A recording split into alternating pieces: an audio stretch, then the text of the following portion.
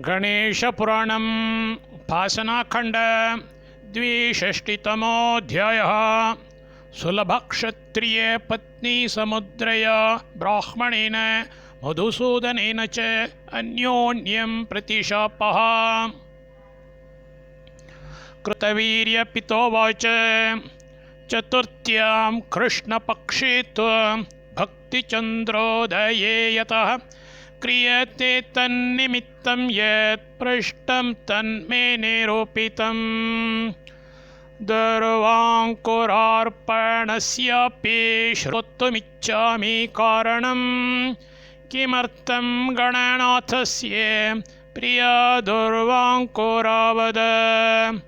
ब्रह्मोवाच अन्तते कथयिष्यामि दुर्वाङ्कुरसमर्पणे यत्फलं गणानाथस्य श्रूयन्तं तं नृपोत्तमा।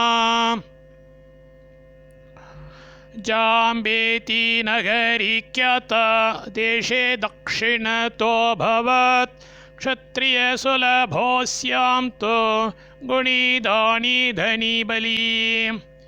विवेक्यासिन्मान्यमाणी शमीदमपरायणः सर्वशास्त्रार्थतत्त्वज्ञः सर्ववेदार्थतत्त्ववेत्।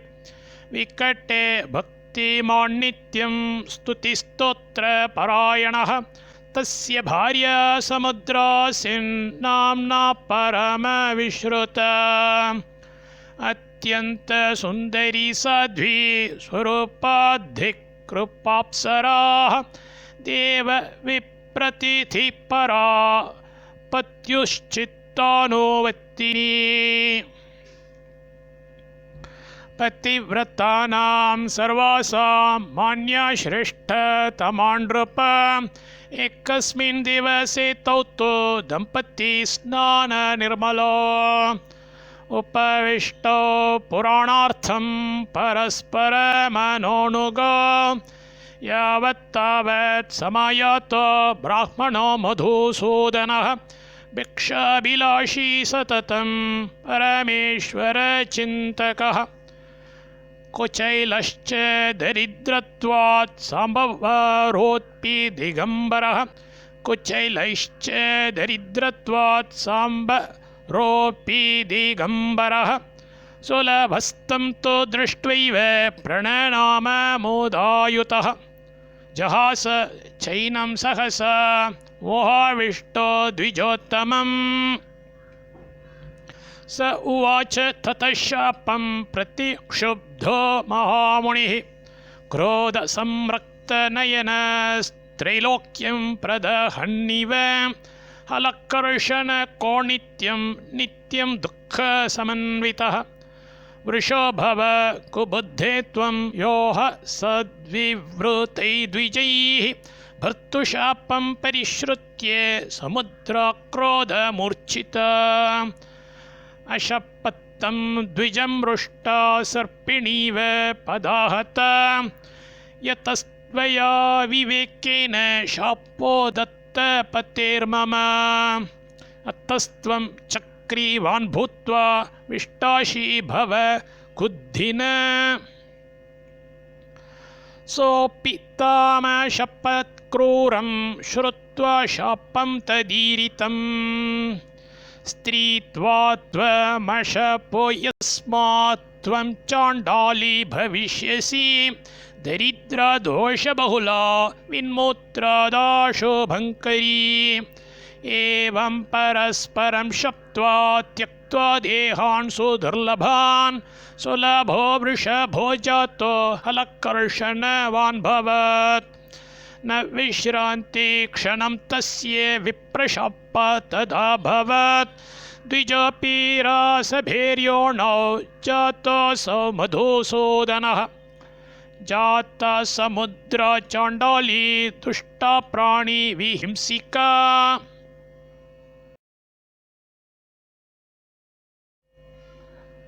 दरिद्रा पैशाचवती विन्मूत्राशन तत्परा। अतिशुष्कशरीरा सा दन्तुरा विकटानना कदाचित् अटमाना सा दक्षिणे नगरस्युतो प्रासादं गणनाथस्य ददर्श परमाद्भुतं नानावृक्षलताजालैर्नानापक्षिगणैर्युतं यत्र योगीश्वरा केचित् अनुष्ठानरता सदा उपासका गणेशस्य नियमस्तव सन्ति केचित् कामार्थिनः केचित् पुत्रमोक्षधनार्थिनः कदाचित् भाद्रमासस्य चतुर्थ्यां तु गृहे गृहे तस्मिन् पुरे सम्प्रवृत्तो गणनाथ महोत्सवः अतिवृष्टिप्रवृत्ता च महाप्रलयसूचिका चाण्डाले वृष्टिभीता सा याति यद्यन्निषन्नम ततस्ततो किल जनं निरस्तताडनादिभिः ततो देवालयं याता पाणावग्निं प्रगृह्य स तत्राप्यताडयन् केचित् योगिभिस्ते निराकृताः प्रज्वाल्य सा तृणैरग्निमुष्णान्यङ्गानि कुर्वती अकस्मात् वायुना प्रागात् एको दूर्वाङ्कुरस्तदा पतितो गणनाथस्य मस्तके दैवयोगतः स रासभशीतमितो यातो देवालयं तदा वृषो लाङ्गलातो मुक्तो दैवात् समाययो प्रासादं गणनाथस्य भाविनोऽर्थस्य गौरवात् उभावपि तृणं तस्याश्चाण्डाल्यास्तो बभक्षतुः परिसुप्ते जने तत्र तयोर्युद्धमवर्तत लताभ्यां चैव शृङ्गाभ्यां गजानन समीपतः तयोरास्यान्निपतितो शुण्डायां च पदे तदा दूर्वाङ्कुरो गणेशस्य तुतोष च गजानन ततः स यष्टिमादाय देवान्तिकमुपगमात् अहन्नतीं खरवृषो स्वयं पूजां बभक्ष च कुरशब्दं तयो श्रुत्वा बुबोधे निद्रितो जनः बहिश्चकार दण्डेन मुष्टिकोर्परघाततः पलायन परासापि ताडिता शर्करादिभिः चाण्डाल्यारासभस्यापि स्पर्शशङ्काकुलैर्जनैः स्नापितस्तीर्थतो येन मन्त्रितेन गजाननः पूजितः परया भक्त्या नानाद्रव्यैरनेकशः वृषरासभचाण्डालीरतिदुष्टा जना पुनः ताडयामासुरव्यग्रहा लगूढैर्जाणुभिस्तलैः देवद्वारे च पिहिते गतिस्तेषां न विद्यते भ्रमतां क्रन्दतां तेषां त्रयाणां दारुणैश्वरीः मनस्ते देवदेवस्य विकटस्य तदाहृतम् एतेषां तु प्रसङ्गेन पुनः पूजा मम भवत्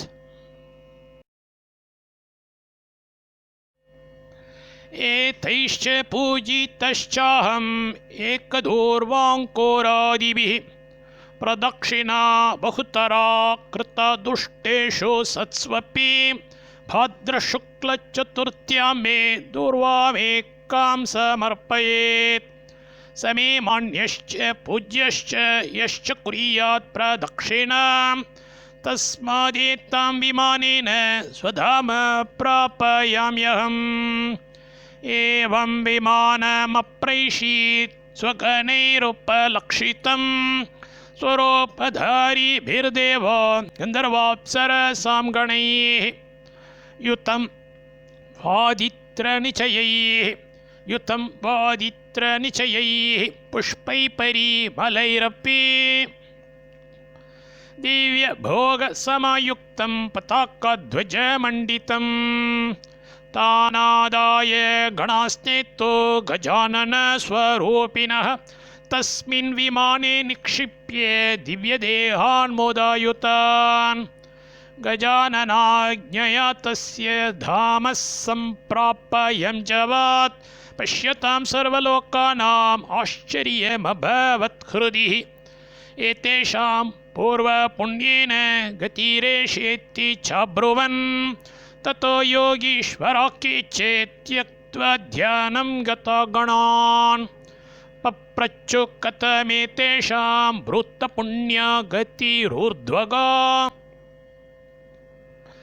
अतिपातकीनामेषां पुण्यलेशो न विद्यते गति सुदुर्लभाकस्मात् प्राप्ता नो गदतानघाः तदेवाशु चरिष्यामस्त्यक्त्वानुष्ठानमात्मनः असंख्यातो गतकालो न देवो दृक्पथं गतः विरक्तानां वायुभुजाम् अनुष्ठानवतां सदा